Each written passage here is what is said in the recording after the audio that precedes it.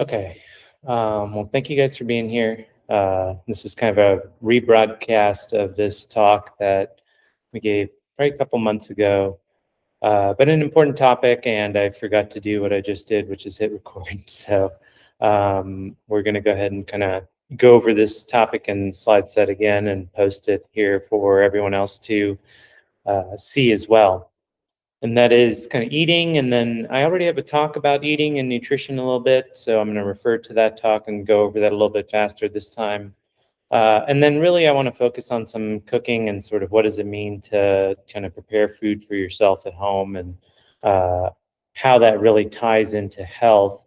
Here as a doctor, obviously everything is sort of angled that way. So, and a lot of health, as I say to, patients here, is not something that I do to you. It's something that you're going to do probably on your own and your habits and how you think about life and how you live. So this is an effort to try to help with that. So kind of diving in, I always give a disclaimer. This is all for general information purposes. I have no conflicts of interest, meaning I have no ties with anybody I talk about here, brands or stores, anything else like that. Also, this is not doctor-patient relationship form. Is basically what I'm saying. It's just general medical information and based on my knowledge and experience. Okay, so nutrition basics, we'll start there because again, I think it's just good to have some incentive to know what you're kind of doing with food and how that relates to your body and your health. So here we're going to talk a little bit about macronutrients and micronutrients, kind of the main breakup of how we talk about nutrition and what that means. So macronutrients is really referring to kind of energy. So energy is measured in a couple different ways, but here in America, you usually see calories on nutritional packaging. So that's pretty much, if you wanted to think about what is a macronutrient, it boils down to sort of the caloric content of food. Calories come from basically 3, maybe 4, kind of you see there in parentheses, major kind of nutrient groups. And so those are these 3 to 4 things: protein, carbohydrates, fats. And then alcohol we kind of have as a special category, not because it's special, but because it is metabolized in a special way and it kind of does create energy while doing lots of other things. But this is one thing that it does provide is some calories. So that's basically the macronutrient side. We'll go a little bit into each one of those. Proteins are basically made of little building blocks called amino acids. These are little chains of basically just, chemical chains. They have the properties of basically being, so practically, let's just say they're the kind of muscle fibers. So, whether it's fish or shrimp or meat of, protein of an animal, or the muscle of a animal. Plants also have protein, provides a lot of structure in biology. So it's, again, certain beans, nuts, seeds, lots of things like that are higher in protein in the plant family. So all biology has protein as a part of it. So it's going to have some content. It's not that there's no protein in this and, only protein in other things. When people talk about foods that way, they're really referring to sort of proportionally what might be in that food. So the energy content, and there's some overlap here as we go into micronutrients. We'll see that there's some overlap in those two things, that these are things that provide energy, can also provide some micronutrients. However, there are some things that provide mostly energy and maybe not a lot of micronutrition. So we'll kind of talk about that as well. Carbohydrates are essentially named because of their chemical structure. They're carbons surrounded by hydrogens, or carbohydrates. These are basically sugars and starches. So again, food-wise, these would be your grains, your root vegetables that are starchy. Again, a lot of this is plant-based as well. So a lot of the carbohydrates do come from plants. A lot of the carbohydrates also come from nuts and seeds are plants. So in the more animal category, there's not as much, carbohydrate when you're eating kind of the animal products, and a lot of that is going to lean a little bit more towards proteins and fats, and be a little bit lower in carbohydrates, though there is some always. So that's kind of what they are, both chemically and practically. And then fats are also kind of oils, basically. So these are, again, when you press seeds and you get the oil out of them, that's basically what cooking oil and olive oil and all this type of stuff is. Those are fats. They have a particular chemical structure as well. They tend to be kind of divided in two major categories. Sorry, carbohydrates also have sugar, starches, and then I'd say fiber is the other category of carbohydrates, which are very complex structures that also provide a lot of stability. So these are like the walls of plants. So the stems and sort of things that give plants a lot of firmness, essentially, crunchiness, things like that. You can think of that of, structurally that has to be fiber, right? That's the way biology and all this kind of works. So then fats are going to be those oils. Some are going to be, let's say like gristle. This would be solid at room temperature, right? Whereas other fats would be liquid at room temperature, like cooking oil, canola oil. And that is specifically kind of due to the chemical properties of that. And so that's where you'll hear about saturated fats and unsaturated fats. The saturated fats are mostly going to be these solid at room temperature, butter, gristle, animal fats, bacon, lard, etc. And then on the other side, your more higher proportion of unsaturated fats is going to give you a more liquid consistency at room temperature. So that's like your olive oil, your canola oil, and avocado oil, a lot of these other peanut oil, etc. So alcohol, I think we've hit on. This is ethanol specifically.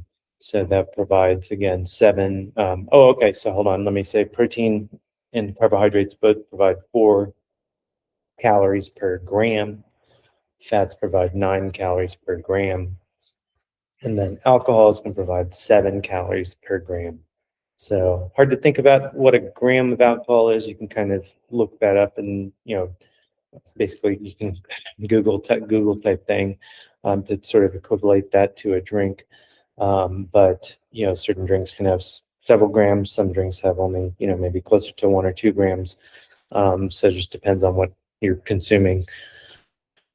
We're going to move on to micronutrients here. So micronutrients, again, are going to be a lot of the vitamins, minerals, and other kind of components. So basically what these are doing in biology is helping your body conduct a bunch of chemical reactions, essentially. The magic of life is really just a whole bunch of chemical reactions happening in a very coordinated, kind of sensed way, so that you have this kind of lived experience. And so to make some of those tiny little mechanics of those things work in an efficient way, we need micronutrients. So those might be referred to as things like, again, vitamins, minerals, antioxidants. Practically, these are going to be the things that give, let's say, plants and anything else, even animal products, their particular tastes and color of, maybe say, umami, bitterness, saltiness, sweetness, etc. Right? These are going to be kind of unique to the components of these micronutrients.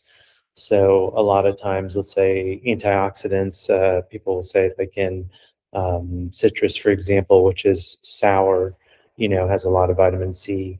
Vitamin C kind of has a sour taste, right? So, or again, there's lots of different vitamins in this category, or different minerals. So iron classically has this almost, blood-like taste, because your blood is really made out of a high iron content.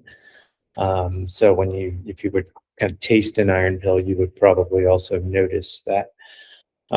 So anyway, this is what micronutrients are and how you can kind of connect it to what we're going to be talking about, which is more eating and cooking for your health, right? So we want to really, I think sometimes if we can just be objective about this one thing I say a lot is, you know, eating is very emotional, is very social. There's a lot of different things that are tied into eating and why we eat and how we eat and what we're gonna eat, where you're from, etc. So if we all could sort of just step back and try to put that over here and understand that it's a huge part of what we're going to do. But if we want to understand how it's affecting biology, we have to understand that some of this stuff is real too. Those two things don't have to be incongruent, really. So, is what I'd say is you can see that a lot of, you know, what I'm advocating for here is really that we do eat at home a lot more and maybe eat some of our, you know, culturally appropriate foods or whatever we eat growing up might be actually probably a lot better for us than some of the stuff that, you know, fast food and other stores might have to offer us, that seem like, quote, easier options, because of these components that we'll see. So, any questions thus far about this? Okay, great. So what are RDA's recommended daily amounts? So these are what you're going to see on basically your nutritional packaging. So when you see, you know, vitamin C 1,000% or something like that, that RDA, you know, the why does it say 1,000% based on those milligrams? Because the FDA and NIH and a few other bodies, nutritional bodies, have basically set this RDA amount, and they've said that, okay, this is what, you know, science has sort of shown is the recommended daily amount. Some of these amounts I think are just fine. Some of them I think there are some pushback with, you know, modern kind of you know, findings basically. So protein being one in particular that's come under fire lately. But anyway, that's what you'll see on nutritional packaging. I'm not here to necessarily debate on this topic, but just to sort of express that that's what it is and sort of where it's coming from. So anyway, so when we get to some nutritional packaging, or if you look at nutritional packaging, what you'll see again is this percent of this nutrient is based on, again, this recommended daily amount that in my personal opinion, may not be the best for every single human being. I think you have to sort of look at what you're doing, look at what the results are, and then adjust this based on, again, if you can, you know, lab work. A lot of times nowadays there are even self-pay labs for folks that don't necessarily have a doctor that's at all, or a doctor that's willing to will order some of these labs. There are ways to order these for yourself. But it's important to understand sort of what you're looking at and how to affect those values. Calories, I think we've hit on pretty reasonably. So again, energy. So this is going to be how much energy from a, you know, just energy on a cellular level. Basically, all forms of energy break down to something called ATP. They're largely broken down by this kind of small part of the cell called the mitochondria. Mitochondria are extremely interesting kind of part of biology in our lives. They have unique DNA that's kind of passed down, we think, through pretty much only maternal lineage, and is kind of independent from the rest of our cell in a sort of way, and creates energy and sort of acts in independent ways, can fuse with each other, can divide independently, can do very, again, interesting things. But that's where on the basic or most kind of cellular level, this energy that we're talking about, it's not a feeling of energy. That's a different kind of thing. So feeling energetic and, you know, being lively or whatever, you know, having a lot of, quote, energy in the social sense or common language sense, is not what we're necessarily talking about here. So I just want to make that distinction too, that those two things are somewhat independent, or maybe very independent, you know, in a lot of people. And sometimes it's hard to understand what your exact caloric, you know, baseline might be. But I think if in most, there's basically, unfortunately, the hard thing to say here is that It's calories in, calories out at the end of the day is a very hard, true principle, it seems. And a lot of things have been done in this regard to show that when we restrict calories, even if they're sort of quote poor quality calories, that it affects body weight very strongly. So those two things seem to be very tied together. So that's what I would say is kind of one of the big points here on calories. Essential. So as we talk about sort of what are some essential macronutrients, essential micronutrients, that doesn't necessarily mean that there's some sort of like, oh, I like them, or I'm being sort of vague about it, or this specifically means that your body cannot make those nutrients, that they have to come from the external world. And if you do not intake them, you will incur some sort of disease, right? So that's what we talk about if we say it's an essential amino acid. There's 8 essential amino acids. There's essential fatty acids, for example, the omega-3 fatty acids, some of the other unsaturated fats. And then in the micronutrient world, there's a variety of these, several of your vitamins and micronutrients, irons, the Bs, the Cs, several of these. There's a list that, again, are essential, meaning that your body cannot generate them through any natural pathway, through any other nutrient.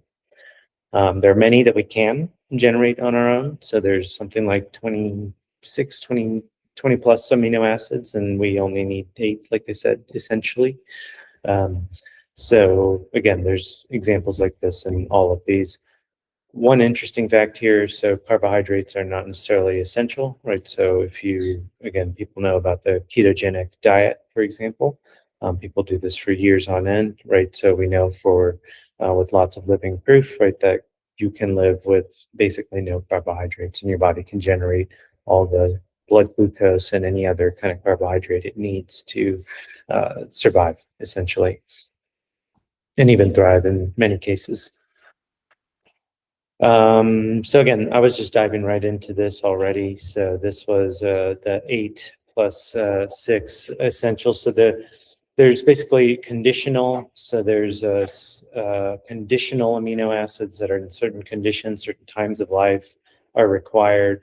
And then, like I said, there's the other ones that are essential. When we refer to protein quality, so if you look at, hear someone talk about this as a high quality protein, what that specifically means, if they're using it in the scientific sense, is that it contains all of those amino acids. And so then that's all that really means. A high quality proteins really contains a high proportion of these essential amino acids. So, many of the common proteins, eggs, beef, chicken, fish, a lot of these are, very complete, proteins that are high quality proteins. There are some purely plant-based proteins that are not, complete proteins, meaning they don't contain all of the essential amino acids. You can mix a variety of plant proteins to sort of make this into a complete protein. So 13 vitamins, 15 minerals, that's the list of the number of things that are, again, have to come from the external world. Here, the type of carbohydrate that is essential seems like for good health, not necessarily for, so is fiber. So complex fiber, complex carbohydrates that are not necessarily caloric for you.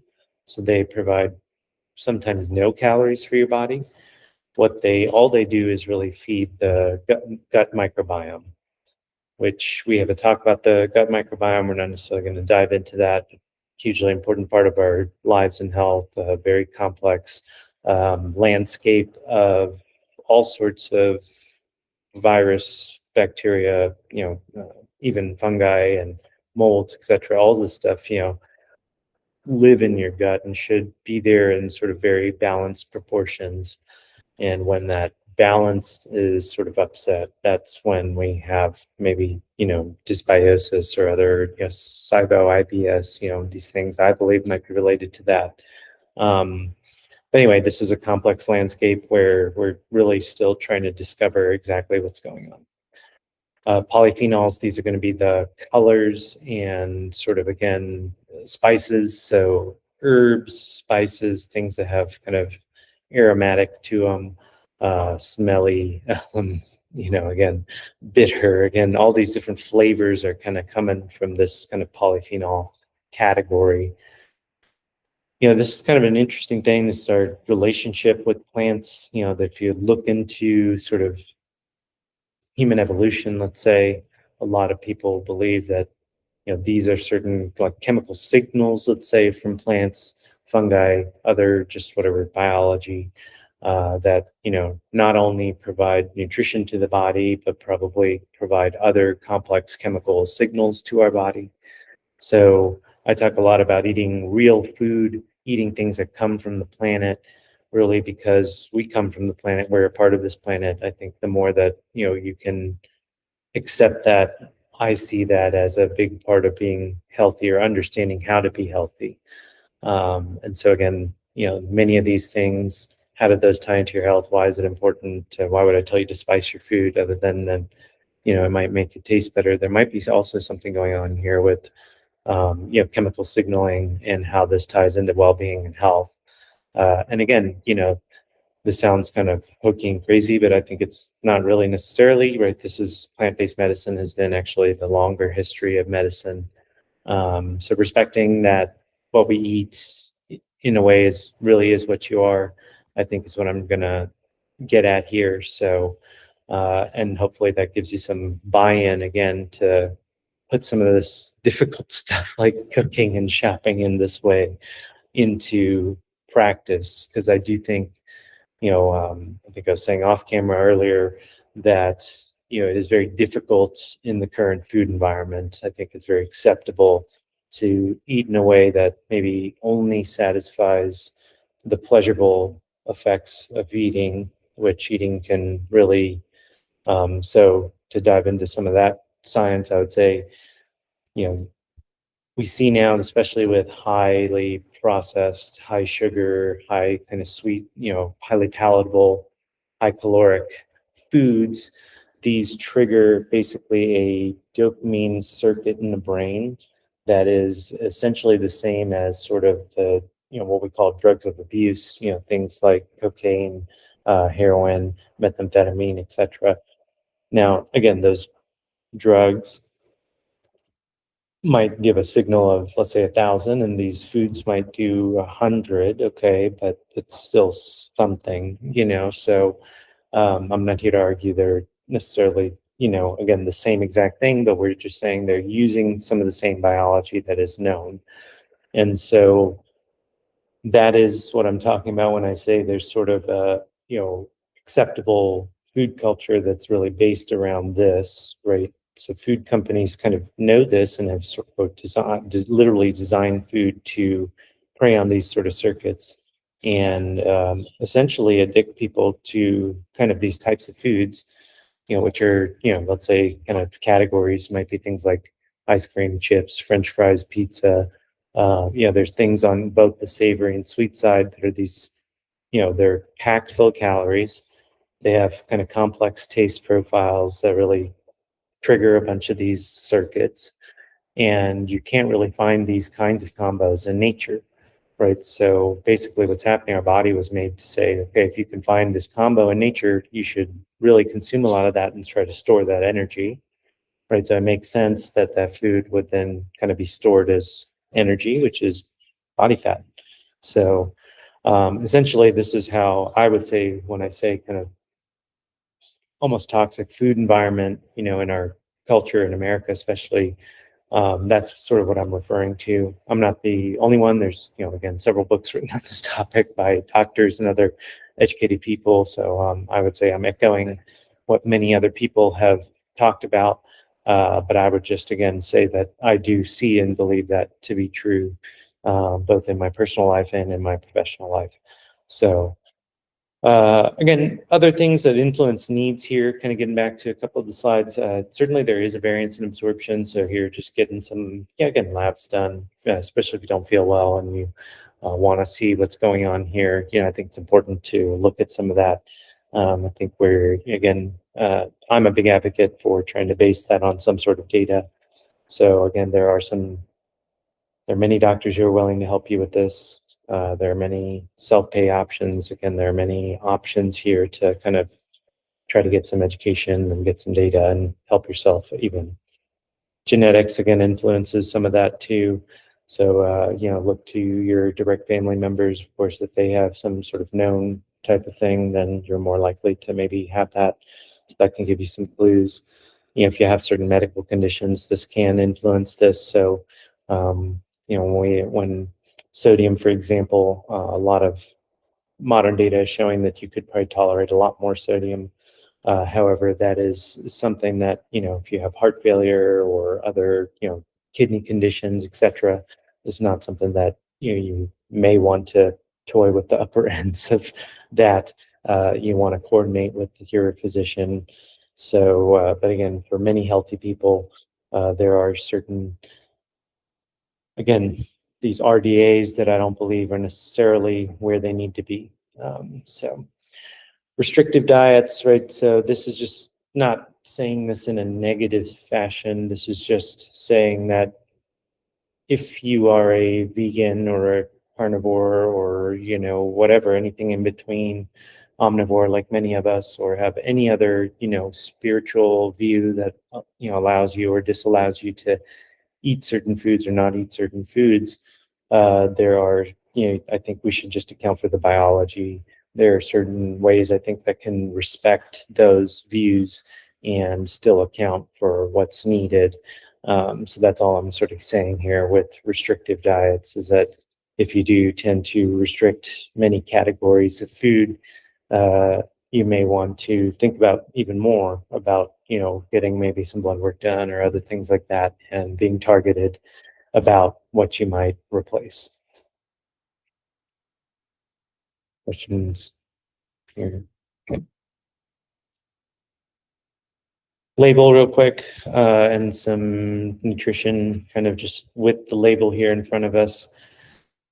So I think just some general rules. I think you've already picked up that processed foods are probably not something. So I'll define processed foods here. So processed grain, referring to things that are probably in the middle aisles of the grocery store in boxes, bags, kind of quick to prepare, instant this, so all of those categories of usually kind of grain-based type things. So this can be your noodles, rice, potato chips, crackers. Then on the kind of sweeter side, your cookies, etc., cakes, muffins. All of these things would be that kind of more highly processed food, right? Things that don't come from the earth in some kind of direct fashion, almost, right? That if you couldn't imagine that being kind of in a greenhouse on a farm, etc., something like that. So those would be those processed foods. So made in a factory. One ingredient, another way to say exactly the opposite of those processed foods and what I was just talking about, so what is in a carrot? You'd have to break down chemical structures. It's not what we're talking about here. Carrot's a carrot and apple's an apple. It's the basic ingredients, right? So these things don't have other ingredients in them. We call them what they are. Potato is a potato, etc. So even, let's say on the protein category, fish fillet, salmon fillet, whatever, tuna, beef steak, etc. These things don't have another thing that part of that animal. So those are kind of those one ingredient foods. Hidden sugars and calories. So this is referring a little bit more to sauces, marinades, ketchup, again, all these other kinds of things. We think of it as sort of just whatever flavor onto our food sometimes. And sometimes it is, and sometimes it's not. You just have to look at the packaging and sort of understand what's in it. So there are many times, this number 3 in the yellow category, you can see where that arrow is pointing to kind of total sugars there, that we can see, especially the added sugar next line. That's a requirement nowadays, which is a very good thing that we're being informed of what's being added there. It's been shown that adding a little bit of sugar to a lot of these things makes people like it more, and they buy those products more. So in a way, again, I would say that's almost like they're trying to addict you to that product. There's, again, literally adding it for this reason because people enjoy that effect, that dopamine kind of hit that gives you, especially when you mix this again with some particular other nutrients like fats and some other, salts and other things like that. So you just want to be careful, read these nutritional packaging carefully. I would say, talking maybe really negatively about the food environment, but I would say there is really many products nowadays. I'd say definitely even compared to, unbelievably compared to 20 years ago, even to 10 years ago, I'd say, in just your plain old, Kroger, City Market, Safeway, et cetera, type stores, you know, you have many options that are better, in the same category. And it is a taste adjustment because we've all been sort of accustomed to sort of these other foods. But, there are bean pastas and low sugar sauces. And again, many of these categories of foods have options in the grocery store. And we'll talk about in one of our slides, oh no, actually, I'll just get into this here with nutrient sensors and hunger. So what's happening? So again, we've talked a little bit about biology here, a little bit about how this is triggering some of the sort of reward circuits, quote unquote, of our brain. So the other thing that is highly complex and highly sort of intricate in our body that I didn't know until maybe about a couple of years ago was that the gut is lined with specialized nutrient sensors that are nerve tissue. And so these cells are detecting things like amino acids, fatty acids, and again, all of these essential nutrients we talked about, the vitamins, the 15 vitamins, and 13 nutrients or minerals, I said, and again, amino acids, fatty acids. We have, again, specialized receptors for almost all these things to ensure that the body is sort of getting that. And then, what's happening is this is tying into our complex circuits of hunger.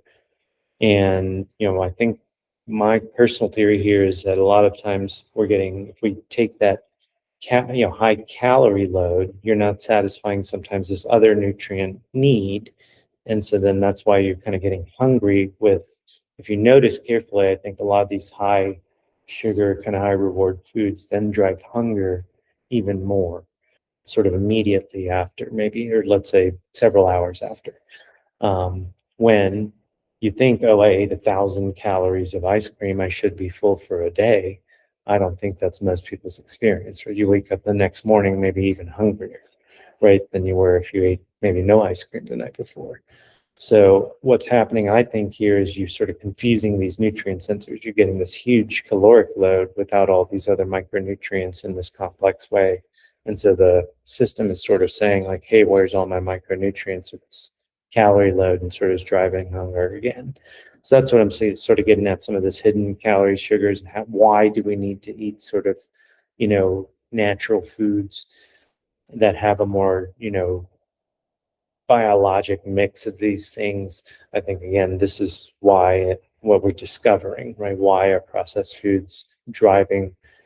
So there's been some studies in food labs in the NIH where they literally lock people in these chambers. And because, again, it's nutrition science is very hard to do, so complex. As we talked about, so many things influence eating behavior. And they showed that if you eat these highly processed foods, people will just naturally eat 300 to 500 more calories over, I think it was a week or so, it might have been a day, which is about a pound. So, which is really, a huge amount. And if they just gave them more kind of one ingredient foods, right, they naturally ate less calories. So anyway, so this is why I think some of that's happening. This is another kind of personal point I would say, for what this ties into for me, and I think is important, right, is that if we view the earth just as something to take from, I don't think we get to the right place. I think you have to understand that we're connected to the soil and the earth, and that, again, eating and what we're sort of doing here is all in a cycle, biologic cycle with one another. And so again, this is a huge part of health and sort of, the incentive to do some of this and to find those healthy options and to resist, the cookies and the cake and the et cetera, and the soda and all of these things that are a huge part of our eating culture. I think we can understand how this is really promoting our health. Again, for me personally, it gives me a lot of buy-in. Not that, again, I'm certainly not perfect. Again, just expressing one of the things that has been helpful. So what can we do then about all of this, right? So this kind of looks a little bit practically like going to the grocery store and maybe not eating out, right? I talked about a lot about cooking at the, as a title here. So that is really looking at the outside aisles of that grocery store. That's how most grocery stores can be set up, where the major proteins and healthy carbohydrates and healthy fats, et cetera, are going to be located sort of on those outside aisles for the most part. So that looks like the produce, fruits, and vegetables section, right? So try out some new fruits and vegetables. There's recipes online nowadays all day, all the time. If you kind of pick different colors, then that ties into basically this polyphenol type, concept, right? And experimenting with new tastes. If you can make this even, let's say, what is mindful eating, right? There's this concept of mindful eating, and turning this even to a mental health kind of tool. You can use this almost as a meditation, just be kind of curious around a new food, try a new food as a, like one thought experiment is to pretend like you're an alien eating this new food, and how would you describe that to the, like a human counterpart? So you guys can try that out and have some fun, make it a social thing. So again, lots of ways to make this sort of fun and interesting. Carb swaps, what I'm talking about here is that we all like our carbohydrates. I think a lot of our foods are based on carbohydrates. Tortillas, for example, a wrap or something like that. There are many low carb options now. So many of the major tortilla brands make a low carb option. Again, it is an adjustment to taste. Okay. But again, for your health, I think it is definitely worth it. And then it still gives you sort of that, if you want to make a handheld item, you can make something much more low carb, or has a lot more fiber, for example. Rice, which is big in my culture of origin, again, with many foods is kind of a staple, let's say, or the base of that meal. So there, again, rice, cauliflower, quinoa, some of these other grains that have a little mix of protein or fiber in them, or just trying without rice or going with a vegetable base of some kind, that can really be, just as tasty in many cases.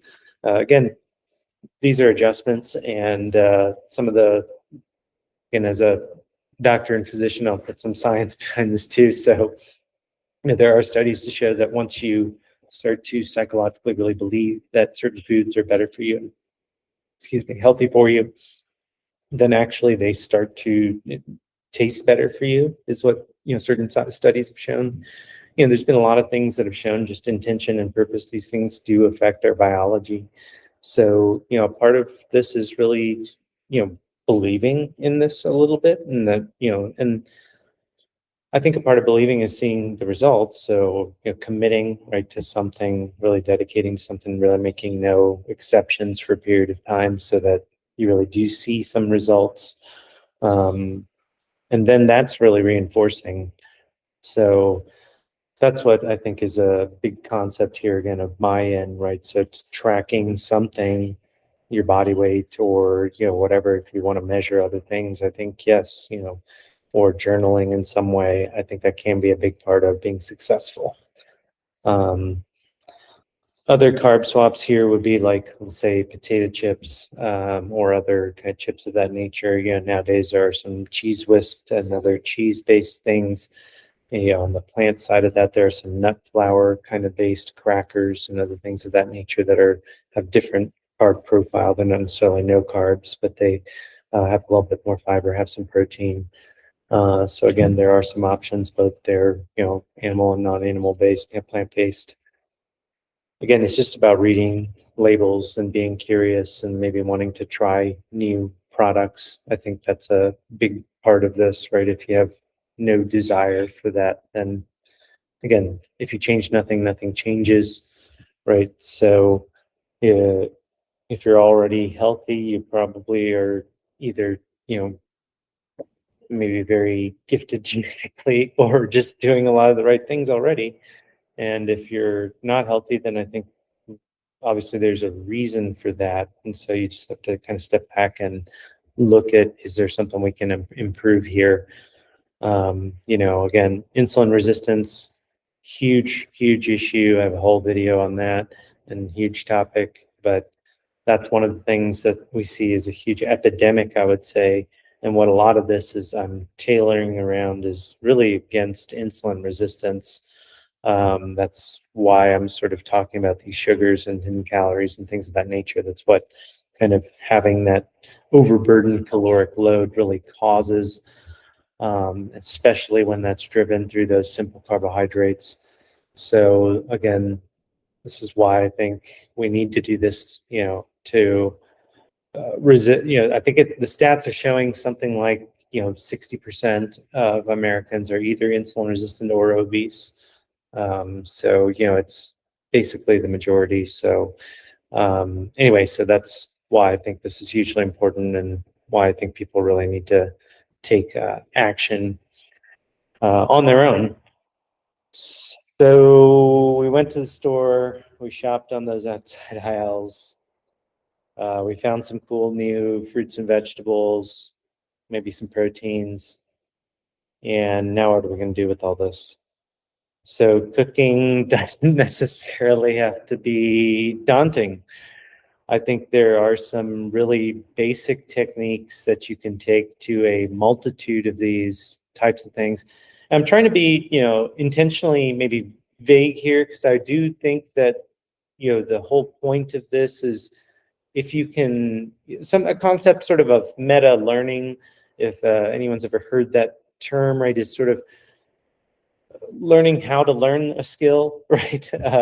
And so, this is again, there's a book, sort of this is based on a little bit called 4-Hour Chef by Tim Ferriss, which is kind of about that exact concept around cooking, which I would highly recommend.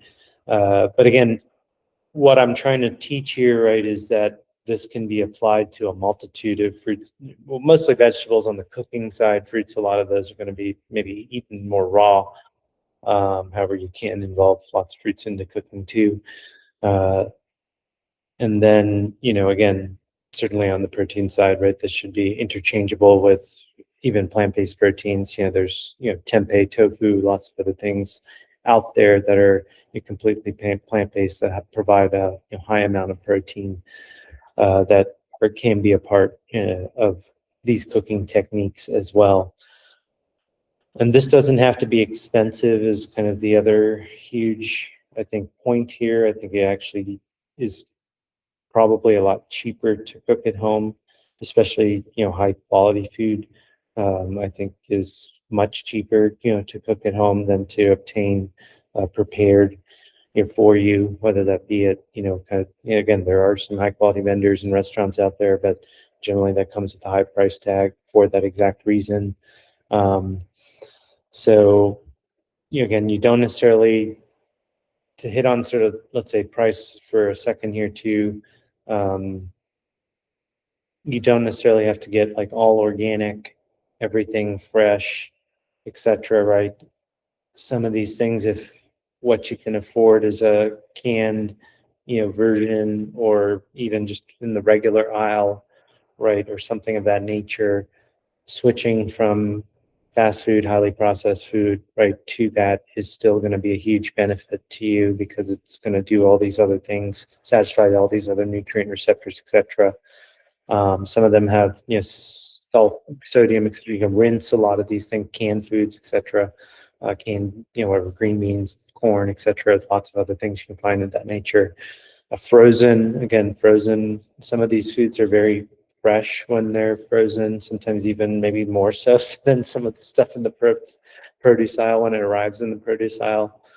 So again, doesn't necessarily always have to be fresh food that if you don't cook now you're throwing away. And again, this whole cycle, these other options can be prepared really to taste just as good a lot of times and save some money and time, etc. So getting to some of those cooking techniques, baking and roasting. So this is basically in the oven, right? So most people have an oven of some kind at home. Depending on what you are cooking, again, you can really make all sorts of things. This requires maybe an oven tray, maybe some foil or parchment paper, a couple casserole dishes, something of that nature. So again, with maybe 2 to 3 pieces in your kitchen, you can really do a multitude of things here and make a multitude of dishes. So some common examples might be like roasted cauliflower instead of like mashed potatoes or mac and cheese or something like that.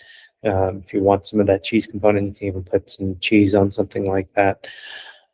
So again, you see here some roasted chicken breasts. You can make all sorts of different, really any vegetable. You can make roasted beets. You can make roasted asparagus. You can make roasted really any kind of vegetable with some olive oil or any other kind of oil of your choice.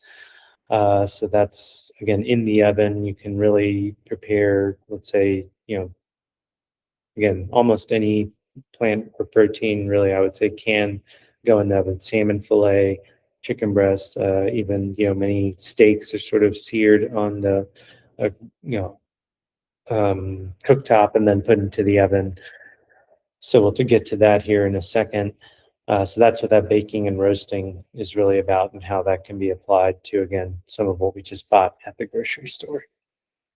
Sauteing and stir frying. This is referring to, again, basically what's called a saute pan, just kind of a flat round pan, usually about a 12-inch to start, and kind of can go bigger from there if you have more than one, especially to cook for. You see that pictured kind of in the center bottom here. So that's basically called sauteing and stir frying, kind of stirring something in hot oil or in a hot pan, right? This can be done to, again, a multitude of vegetables, especially like chopped meats and chopped proteins can go into this kind of thing. A lot of seafood, scallop, shrimp, again, many other things can go into this kind of technique. This is very common in, let's say, Asian cooking, hibachi, let's say, type of restaurant is exactly this technique, right, of sort of stir frying, high heat. Obviously, a little bit more showmanship there, but yes, basically, this is what they're doing, and doesn't necessarily have to, to throw your food into the air necessarily or flip it in that way. So again, can be prepared. All sorts of different things can be done here. Recipes online, right? If you just follow those recipes, usually you'll get a really pretty close product to what, again, you looked up, and it doesn't have to be, daunting necessarily. I'd say many of these things, that's what's amazing about the modern world. In a lot of ways, even in our basic grocery stores, we have, sort of the tastes from around the planet, and really can make some of these restaurant quality foods at home without really as difficulty as it might seem. Grilling, I think a lot of people know what grilling is. There's several different kinds of grilling here. One of the kind of downsides, I would say, here of grilling in health is there is some evidence that this does create, what's called AGEs, these kind of combustible compounds that can promote maybe negative health, particularly maybe cancer um, causing compounds. That is something that has been shown in the research. There are some ways to actually mitigate that a little bit. So not doing super high heat, not kind of overcooking and burning things. It's really the char and other kind of super burned stuff that has high concentrations of that. Lime juice, lemon juice, vinegar, things of this nature seem to reduce that as well. So putting that into marinades or onto the food, especially before cooking, if that's something you'd like as far as a flavor profile, a lot of times can really help tenderize the meat, do other things like that, or to the whatever you're cooking. So yes, there are some potential health concerns there with the grilling health technique. However, this can still be, a really tasty way to eat. There are many different ways to grill, whether that's, on charcoal, propane, wood pellets, again, kind of offset smoker, all these different things have different profiles of how much, all those components might be in the food. Again, this is you could probably do a whole talk on just one of these cooking techniques. Obviously, there are many cooking shows that are based on that sort of thing. I think enough to say that, this is a way that you can make much more than just the traditional things, right? There you can have a plant-based, um, you know, grill night as well, and really make things that are not necessarily traditionally barbecue. So just kind of been applying that curiosity and applying some of the, connection to food and sort of trying out new things. Boil, braising, stewing. So this is all sort of more in a stock pot or an Instapot or other kinds of bigger, deeper pots. Right. So those are going to allow you to do a lot of these techniques. Boiling is basically what it sounds like, boiling something in water. This can be making stock, but it can also be, you turn that into a soup. You can turn that into all sorts of other types of foods that are, kind of boil based. Braising refers to kind of putting browned product into kind of this, boiling kind of process. And then stew is essentially kind of length, I'd say just kind of doing something for, boiling something at a low temperature for a long period of time, slow cooking, right? These are all kind of the same technique, just slight tweaks to that, right? So if you really like, however, raise this or that, you can make something like that at home, and it's not necessarily that complicated, right? If you have a stock pot, which is again kind of this larger, deep pot, then that's something that again is very approachable and can take, many of these healthy ingredients and combine them and make something that is extremely, nutritious and also easy and, a lot cheaper than, let's say, getting something similar at a restaurant. Interchangeability, I think you've hopefully picked up on that concept of, what I'm hoping to really go over here is that these techniques can be applied to so many different things, right? And so if you are someone who likes to eat the same thing every day, then I think that we can still find those favorites, right? If we maybe have some really high carb, high processed other options, or you're dealing with a lot of insulin resistance, then clearly your body is sort of telling you that a change needs to be made for if you don't want to have sort of the health consequences of that, which are essentially the, all of the chronic diseases, heart disease, cancer, even dementia, right, are all driven by insulin resistance, we know now. So again, a lot of that can be fixed potentially by just doing what we're talking about here.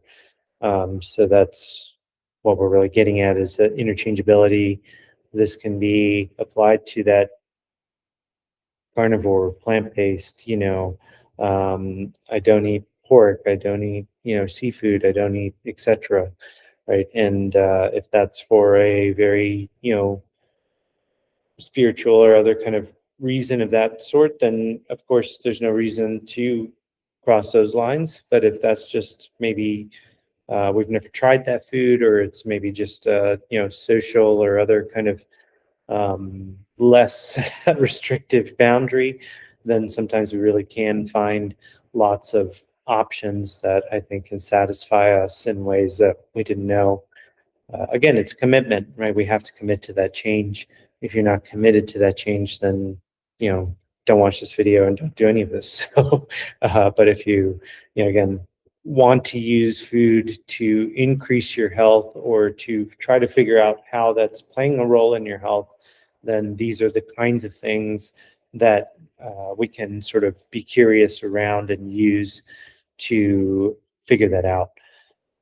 Spices again, so many things don't taste good, right? But maybe it just you haven't put the right flavor profile on it, right? So things can really, a lot of foods can be made to taste in lots of different, very different ways, right? The same ingredients can be prepared sort of in a very sweet way, very savory way, maybe more sour, etc. Right? And they would be called totally different dishes in those, under those conditions.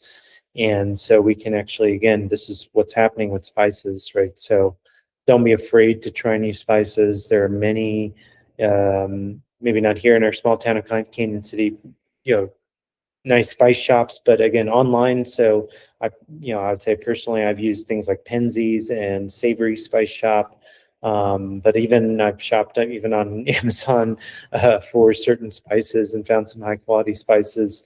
So there are places again that you can find spices from all over the world, high quality kind of spices that get shipped right to your door, even to try with these new recipes that you're trying with, again, some of these new foods.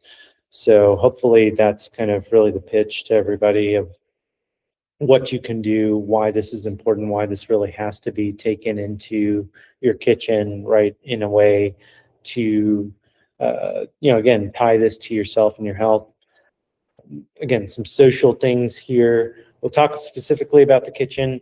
So let me finish that comment. So social. So again, if you have a family, if you have friends, hopefully somebody, one other person, right? Food is often something that's shared, right? So this can be, again, something that's more than just, oh, okay, I'm eating, or it's just about whatever. Again, it ties into many aspects of our health and our interactions with the world. And so this, make it fun, make it engaging, make it personal, I think is what I'm trying to say here. So however that ties into maybe some of those interactions, that's one way to hit some of those other categories. So again, some practical things here as far as what are we going to do, in the kitchen. Talked about some of that cookware. So basically some sort of roasting pan, right? I would stick maybe to something in the, more glass, or, a lot of the non-stick coatings and things like that are nowadays showing to leach several chemicals. And so it's trying to stick with sort of an all metal, stainless steel, titanium, etc., cast iron. These are probably safer cookware over especially long period of time. Once is not going to make a huge difference. 100 or 1,000 times may. So then that, I would say kind of what's called a saucepan and a saute pan. Okay, so saucepan would be sort of a smaller, shallow pan that you can do some boiling of smaller items. And then, a bigger version of that probably has handles on two sides. It's kind of a stock pot.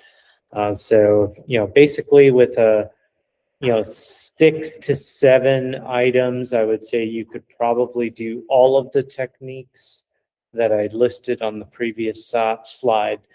Roasting pan, like I said, even if you would go bare minimum, maybe a stock pot and a saute pan, right? And you could probably do most of what we said on that previous slide. And then if you wanted to expand and have some more specialized kind of things, then of course you can expand on that. There's no end to how much cookware probably you could buy. I think those are my main notes on cookware as far as just what is it made out of, have a couple of those basic things so that you can apply those techniques really to anything. Fruits and vegetables, right? So frozen, canned, right? If we are maybe living up in the mountains, we're in a rural area, as I'm sort of talking to, that sort of population. Sometimes we can't always rely on fresh things. So those are, again, still very reasonable options, still are grown on that plant. And like I said, a lot of times picked very fresh. So don't have a resistance to some of those things. I think they can be much healthier than, let's say, eating out, or again, eating a highly processed food product instead, or even, let's say, like a TV dinner or other kind of preserved, pre-prepared, packaged type thing.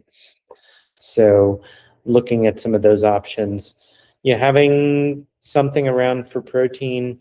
I referred to the RDA, I think it says something like 0.7 or so grams per pound. And I think something closer to 1 is probably what is needed for most people. 1 gram per pound of what's called ideal body weight. So that is really like what you might want to weigh, or what you would weigh sort of at your healthiest kind of weight based on sort of your personal body composition and maybe even personal goals. If you're trying to be more muscular, maybe lose some weight, or et cetera, right? That might change what that number is from what you might see on the scale. And you base that on sort of that other number, perhaps. So that's kind of specifically protein, how that goes into your body composition and health. This is, again, huge building block for muscles, and needed for so many different biologic processes in your body. You having those things as snacks, right? So having those protein and kind of real food options, right, as maybe the snacks that you're going to eat, instead of maybe those processed kind of chips, crackers, etc. So nowadays, I do think there's a lot more options in this category than there was at, bought options that, again, if all you can do is, I think, like let's say a cheese stick or a meat stick or something, like that, or a protein bar or something like that, I think that's, a much better option than, again, these other options that really trigger some of these other mechanisms and drive insulin resistance. So just the concept here is that's what you have to have around, right? These other things they're addicting, and you can't, I would say it's not your willpower, it's biology, right? It's evolution that has driven you. So you're fighting against, hundreds of thousands, maybe millions of years sort of development, right? Of what we were sort of trained to eat from the environment. And now we've highly concentrated those things. So not having those things around is really the only way, I would say, that you maybe even have a chance, is, again, what I'm really advocating for, and how I really do see this, right? It's not about your personal willpower. Your personal willpower is going to fail against millions of years of evolution eventually. So, um, yeah. And again, this is not to say you should never enjoy any of these things, right? We should allow ourselves to enjoy these things within certain bounds, right? And then it can be, again, adding to our health in a way, right? So at a certain social event, or at a religious celebration, or whatever it is, right? There are things, maybe, again, we allow for that, right? Maybe not having super hard lines around this all the time, unless your health really warrants that, right? I think is also part of maybe mental health, and sort of, a bigger part of just well-being in general. But I do think personally that not, making some exceptions, just understanding what that does to your body, that's what I'm advocating for. Not that you're perfect all the time, or never, enjoying, quote unquote, some of these bliss foods. Okay, they taste good for a reason. They make you feel a certain way for a reason, and I think that's, again, can be done in a respectful way. Sauces, stocks, marinades, I think I've hit on this a little bit. You just want to sort of read them carefully and make sure that you're not including a ton of hidden things in that category of those hidden sugars. You want to maybe see how this can add to that nutrition category. For example, bone broth or other things like this has a lot of protein in it, can actually add, protein to something you were already maybe making more with the different product. Sauce. Again, there's many of these low carb, low sugar options. You can make stuff at home. So if you have an excess of tomatoes, you can definitely, make many types of sauces, marinades, salsa, etc. All this stuff can really be made at home as well, or you can even buy those products, at the store, and make those things at home.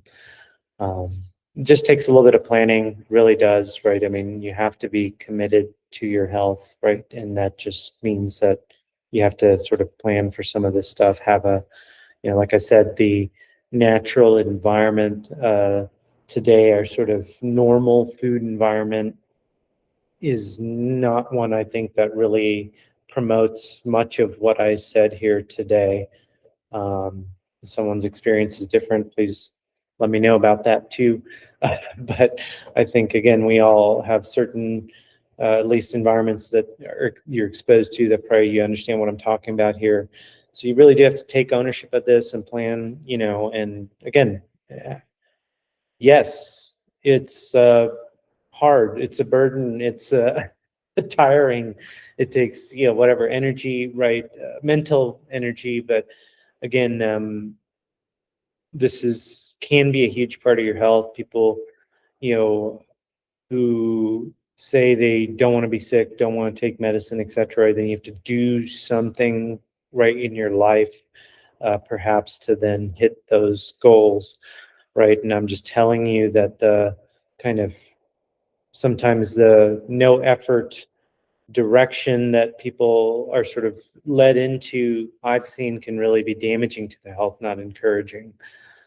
So again, just take some planning, and then that's really what leads to that delayed gratification, which is, again, I think a very hard concept to learn, right? As someone with young children, I see exactly how hard it might be for us to learn, especially at younger ages, right? That's almost impossible for certain ages. And then, it's really a mature concept, right, that we develop in this frontal brain. And so, what I would say is very, quote, human, and a more complex psychological kind of concept of delayed gratification, right? So we really do have to apply that to the food, because sometimes you might not feel quite as, it's not, you're not going to get the same dopamine hit, okay, from some of the healthier choices.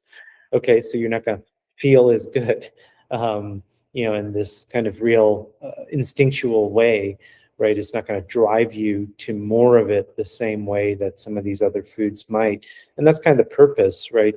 But then when you really pay attention to an hour later, 2 hours later, 3 hours later, what you feel like, I think many of us do see and notice that these healthier meals lead to much better 2, 3, 4, 5 hour later feelings, right? So that's, again, not just that delayed gratification, maybe in the longer sense of, will change body composition and mental health, right? So there's this whole field of metabolic psychiatry that is emerging, right? That this might even change, how much psychiatric medication people take, right? In lower doses or come off certain medications, under certain conditions, right? Just from changing what they eat.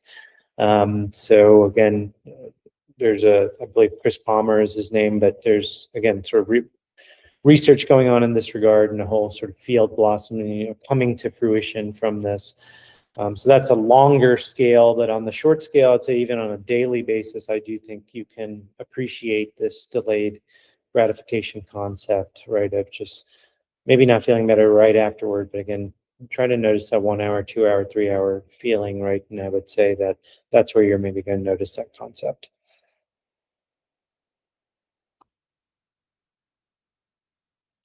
Hit the basics, right? I think this was already hit on kind of one of my other talks, but an important concept here, right? So what are we going to do, right? So each time you eat a full meal, you want to try to do kind of some of these high yield things, right? And then that way that you'll hit these concepts.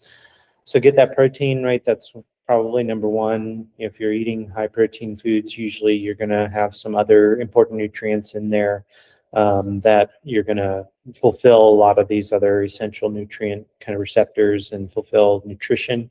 Protein is also the most weight neutral of all the types of macronutrients, right? So that one is going to affect body weight the least, right? And there's really, you can't eat too much protein. What happens is you hit some sort of absorption threshold, and then your body just doesn't absorb anymore.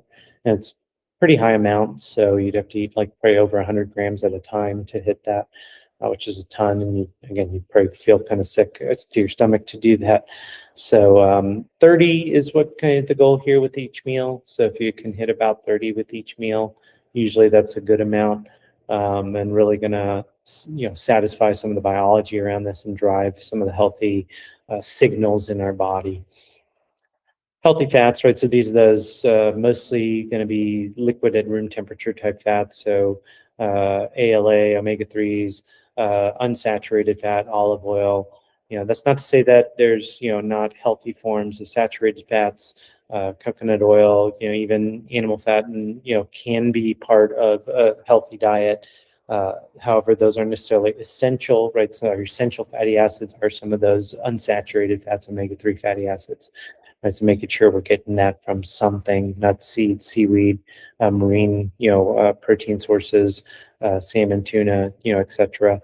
There are, again, both kind of plant and non-plant-based sources, and then, of course, supplements if you're not eating any of these categories. Fiber-rich carbohydrates, right? So then that's kind of in that order if you can get those three things. So this is your crunchy vegetables, right? I said that those fibers are those structural kind of components of those plants, right? So your cauliflower, broccoli, green beans, Brussels sprouts, leafy greens, nuts and seeds, right? Really going to have some of these fibers in them that really feed the gut, right? And they're feeding a healthy gut environment, which again, the gut is producing sometimes, we think perhaps 50% of our neurotransmitters are maybe produced in the gut. So how is this affecting, again, so many other aspects of our health, our mental health? This is perhaps one pathway that, a lot of those neurotransmitters are produced by maybe these fibers being broken down, these complex, these unsaturated fats, et cetera, right? Those things are turning into some of these components that we use, polyphenols, spices, et cetera, right? Those different colors in our berries, for example, that have different colors, or citrus that has garlic, ginger, et cetera. All these things have so many different plant components that give it those complex taste profiles, and really do have effects on our health in really ways that I think we're just beginning to really understand through the lens of sort of modern science, that again may have been understood for many years through kind of the lens of maybe plant medicine even. So here, I'm not going to hit on caseamines kind of 3 out of 5. I really just wanted to focus on that kind of 3 main components: whole foods, minimally processed, right? And I think I've hit on that second line as well. So here's some of those healthy swaps that we can make in the store, right? So these are the Cheese Whiz product that I was talking about, rice, cauliflower for some of those grains. Dipping, something like carrots or bell pepper or, celery or something else like a vegetable instead of those potato chips. Again, I realize it's a taste adjustment, and, but again, you're providing so much more to your body that way, and adding to your health rather than potentially hurting. There's these pastas, right, that are made from actual, beans and chickpeas and other kind of, higher fiber and more nutritious components, lentils, red lentils there. So these are, again, much more nutritious, more high in fiber and protein, especially than, let's say, your just traditional semolina flour pastas, right? So again, it's not necessarily the sauces or the meatballs or the sausage or et cetera that necessarily is driving some of the insulin resistance or other issues. It's really some of the pasta or other things of that nature. So making that one swap can make a big difference, and then the rest of your meal might be the same, or the rest of that dish might be the same. How do we get some maybe extra electrolytes? Sometimes it's not necessarily that you're totally hungry, right? It might be that your just body's craving other nutrition. And so if you've recently maybe eaten something, then maybe try to drink something with electrolytes or something of that nature.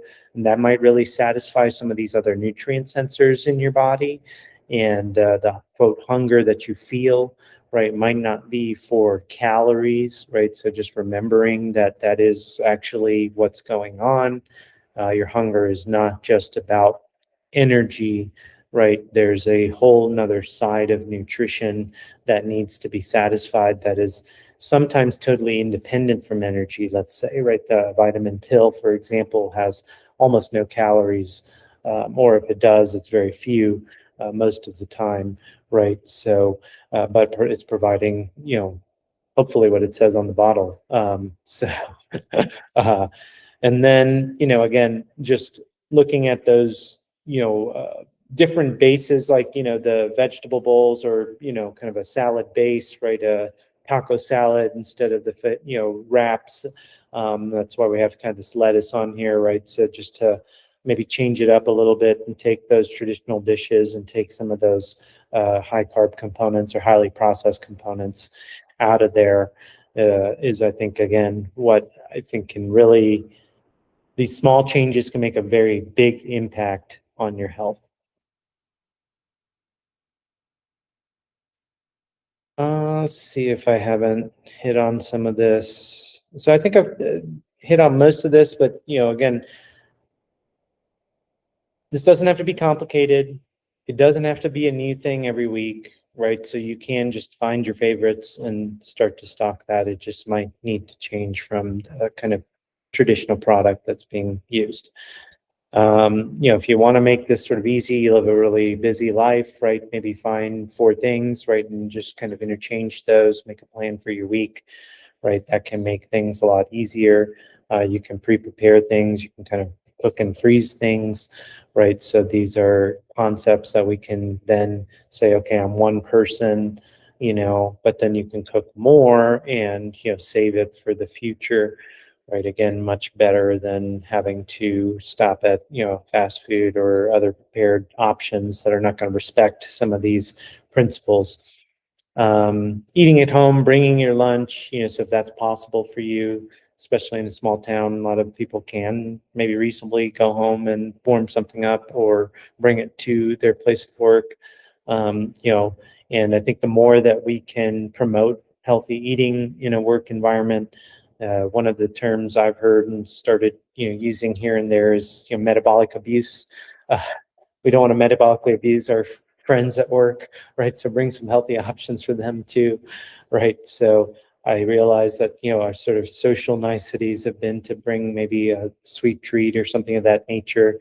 But again, I think if you're really mindful, you may see that that kind of causes this crash, an hour later. Whereas if you bring that healthy option, right, it might actually help us get through that workday without yawning and, et cetera. So again, this is, there's no reason, there's no reason we can't change this. I think it's just a kind of a silly thing that we've held on to. Many people notice this, but we keep doing it, right? So just be the first person to maybe bring in that healthy option and, be brave enough to be a little bit weird. So yeah. More nutritious and feeling, right? So these things actually are going to keep you full longer. This whole kind of calorie versus nutrition, energy versus nutrition concept, right? It's not common these days in America that anyone doesn't have enough energy calories available to them.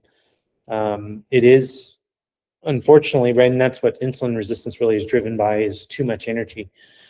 So I think there's good evidence for what I'm saying. However, that, I think we're not always getting the same kind of nutrition with that energy, right? Because of the modern food environment. So just understanding that if you satisfy the nutrition, you'll actually feel full for longer. You'll promote your health, and you feel better. You'll look better. Your labs will look better. Your everything. I mean, I think most people, their mental health gets better. Their relationships can get better if you make this kind of a fun, whatever. So again, there's a lot of aspects of your life that this can touch. Long-term health issues, right? So spending a little bit more on your food now, I think, can save you potentially lots of money later. Major health problems are not cheap, unfortunately. So the best thing to do is prevent them. That's really what, my clinic and what doing all of these talks are really built around, right? Is to increase your health and prevent long-term health issues. So, of course, that is, a cost now that maybe you're not sort of seeing the savings of later, so it doesn't feel that way, but that is a real thing, right? I mean, this can be millions of dollars of medical care if we're preventing a cancer, heart attack, years of dementia. This is again easily in the six figures of medical care costs. So again, could be, right, savings that again, I realize you're not seeing in your pocket.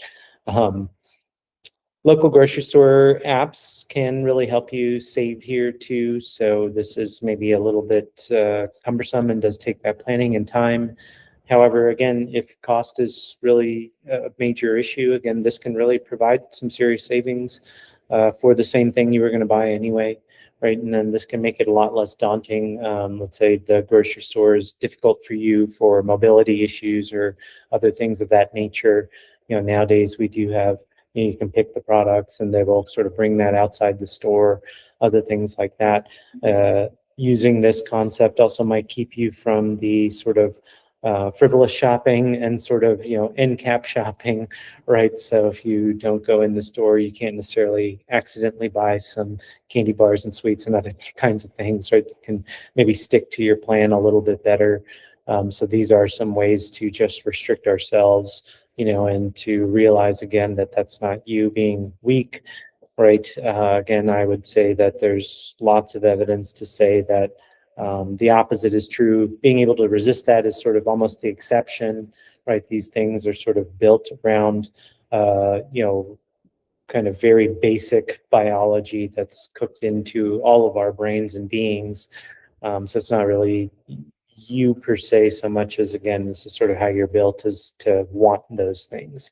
And everybody can be unique in that way. I'm not saying everybody wants ice cream or everybody wants French fries. Everybody has something maybe there, though. I think that, fits in that category.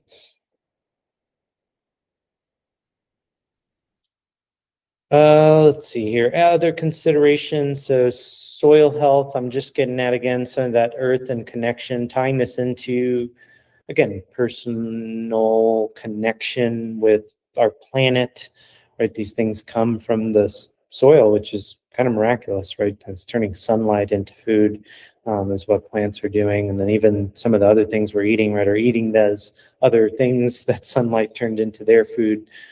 So it's all connected in a way. And I think just kind of understanding that and respecting that, right? And that sort of ties directly into the animal health, right? I'm not necessarily advocating for all plant-based, all animal-based. Again, I think respecting some of these other things is what I think is more important. Respecting the health of the animals that we are maybe eating, I think is something that is really important and maybe under,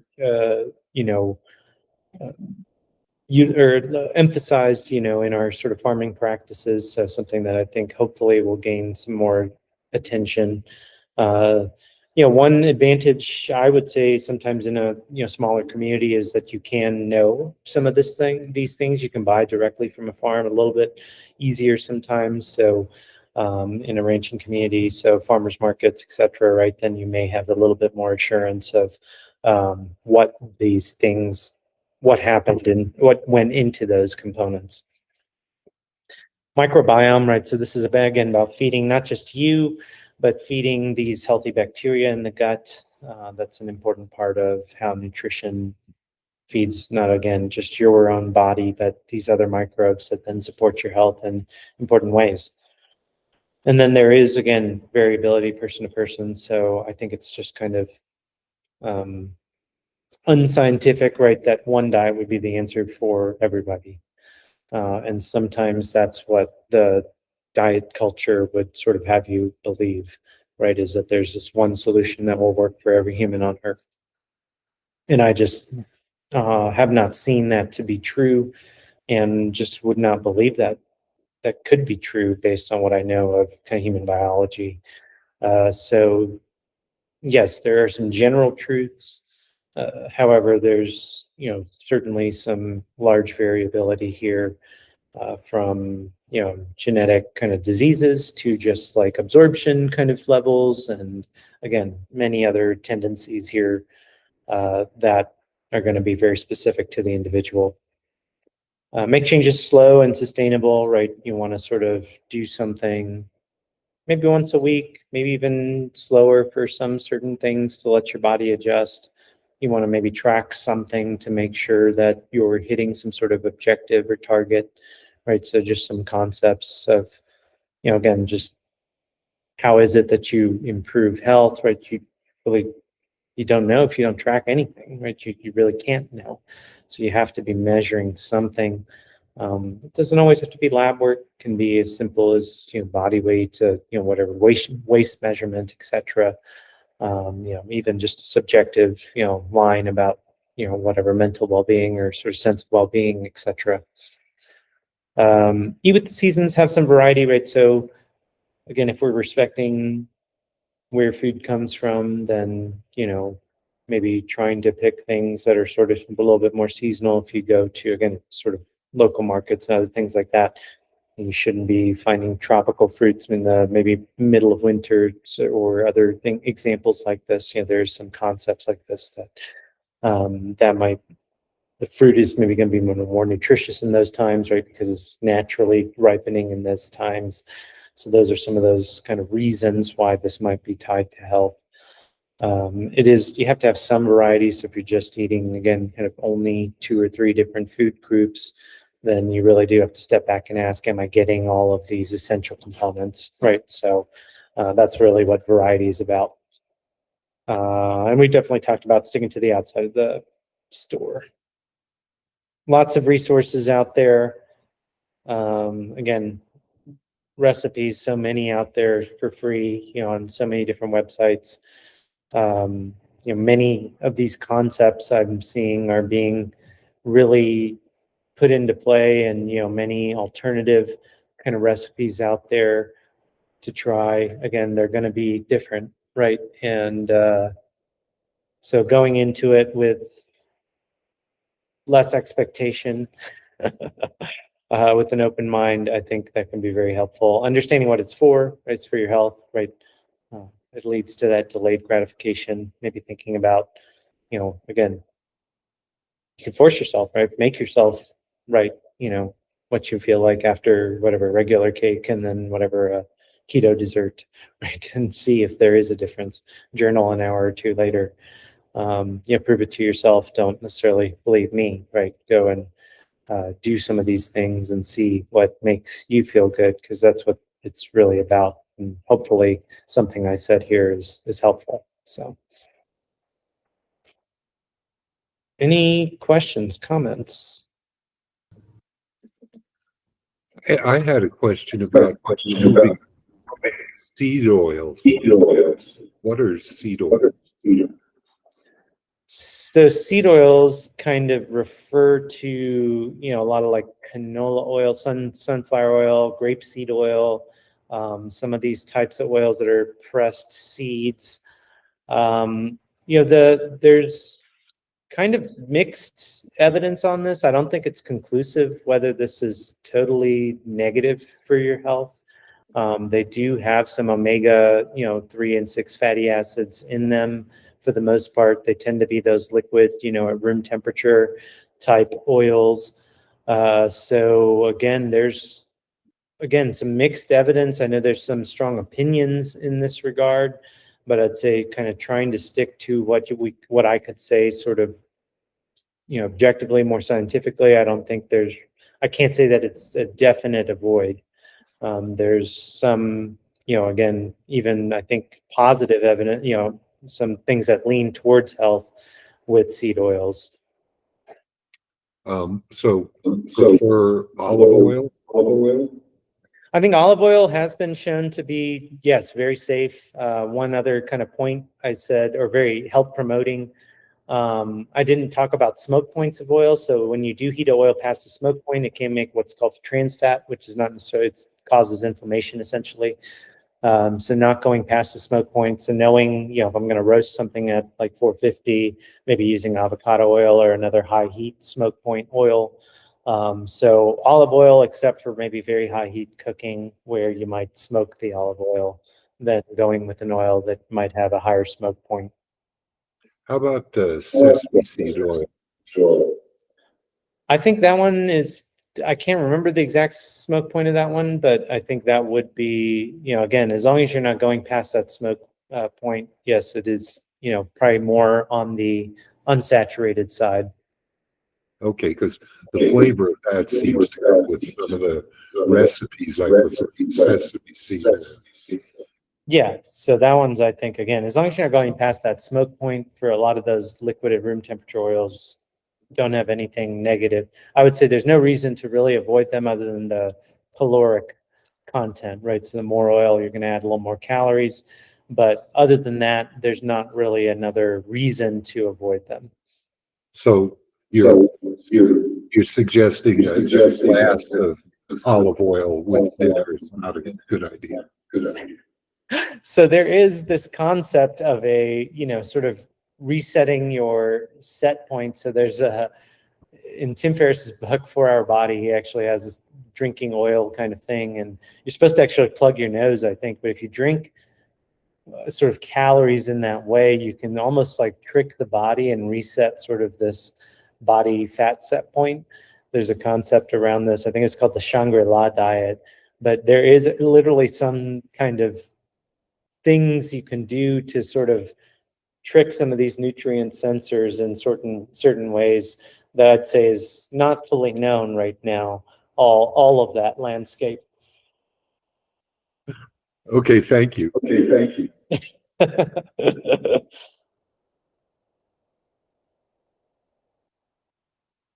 Anybody got anything else? Who do you think is the best cooking oil? Best cooking oil was the question. So yeah, I mean, I do think olive oil, right, seems to have a very high polyphenol content and seems to be very, again, health promoting. There's this Mediterranean diet data. There's a bunch of other, kind of scientific data around olive oil. Yeah, so I'd say that, and then sort of this, having that plus like something for high heat cooking. I think that's really the part that it doesn't account for because there's relatively low smoke point on olive oil. So you don't necessarily want to be doing like high heat stir frying, sauteing, roasting, etc. with olive oil. You do want to try to keep the heat lower if you're cooking, with it as the primary oil. So when you're talking about kind of like labs will give you like maybe your baseline or it just gives you more information. Is there, and I'm sure it depends person to person, kind of what your goals are, but in your opinion, like getting labs once a year, getting labs more often, less often, would that be important? So yeah, the question was sort of maybe at what frequency to get lab work. So yes, I do think at least once a year, right, for sort of younger, healthier people, I think that's definitely very reasonable. When you're dealing with if let's say we start something, right, then I do think within a couple months, right, 2-3 months, right, it's reasonable to have that looked at again, right? Waiting a whole year to know that didn't work. Personally, I think is, too long. So it kind of depends, right? I mean, if we're trying to target something, then yes, a turnaround time of 2-ish months is pretty reasonable, right? But then once things are sort of steady, then yeah, I think, definitely once a year is pretty reasonable for many people. Yeah. So again, it kind of depends on the situation. There's labs are not everything. I have sort of video on labs, but also that sort of says, labs is not everything, but it is something, right? And it's sort of it's it's kind of a dipstick one point in time, right? Looking into your health, and that can be very telling in sort of some ways, right? But it also doesn't necessarily mean everything, right? So what I'm trying to say, I guess, is doing labs too often, right? If we did labs every 2 months, we might catch sort of weird transient stuff that you never felt anything. There was no real reason to know that, oh, this enzyme went up for like a week and then came down, right? But if we don't do labs ever, then maybe we don't catch something that, sort of might have been caught a year or two or three earlier, right? So there's this balance. And I think that is, for many people about, maybe a year. If you're kind of worried or not feeling well, then of course that might be shorter.